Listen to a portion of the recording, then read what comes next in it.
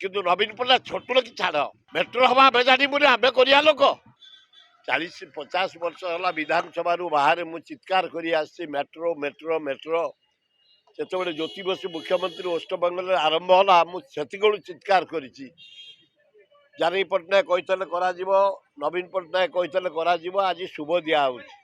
ଅଭିନନ୍ଦନ ପାଣ୍ଡିଆନ ତମେ ନଥିଲ କି ନବୀନ ପଟ୍ଟନାୟକ ନଥିଲେ ଆମ ଚିତ୍କାର ଯାହା ଦେଖିବ ବିଧାନସଭା ରେଜୁଲେସନରେ ବିବରଣୀରେ ଦେଖିବ କେତେ ଥର ଆମେ କହିଛୁ ମେଟ୍ରୋ ଚାଲୁ ମେଟ୍ରୋ ଚାଲୁ ମେଟ୍ରୋ ଚାଲୁ ସେଥିପାଇଁ ମଧ୍ୟ ପଇସା ଯୋଗାଇ ଦେଇଛି ମୁଇଁ ଏକ୍ସାଇଜ ମିନିଷ୍ଟର ହିସାବରେ 50 କୋଟି ଟଙ୍କା ଥିଲା ରାଜସ୍ୱ ଆଦାୟ ଏଇନା 11,000 କୋଟି ଟଙ୍କା ଆଦାୟ ହେଇଛି ଟଙ୍କା 500 କୋଟି ତମେ ଦେଇଛ ମେଟ୍ରୋ ପାଇଁ ଆଜି ଶୁଭ ଦିଆହେବ ଆମେ ଜାଣିବୁନି ଏ ଚାମଚା ଅଫିସର ବୃନ୍ଦ ଏ ତେଲିଆ ଅଫିସର ବୃନ୍ଦ ତମେ କରୁଛ ତମ ଦକ୍ଷତାକୁ ଓ ଅଭିନନ୍ଦନ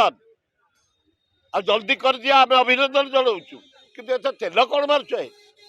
ସମସ୍ତଙ୍କୁ ନେଇ କରିବ ନା ସେ କ'ଣ ତାଙ୍କ ଫାଦର ପ୍ରପର୍ଟି ନା ତାଙ୍କ ଜେଜ ସମ୍ପତ୍ତି ଆରେ ଏସବୁ ହେଉଛି କେମିତି ଆମେ ଦେଉଛୁ GST 98,000 କୋଟି ଆମେ ଦେଉଛୁ ମାଇନି କ୍ରୋମ ବକ୍ସାଇଟ୍ ଲୁହାପତ୍ର 52 କୋଟି ଆରେ ଏକ୍ସାଇଜରୁ ଦେଇଛୁ ଆମେ 11,000 କୋଟି ସେଇରେ କାମ ସବୁ ହେଉଛି ଏ ତମେ ଶ୍ରୀମନ୍ଦିର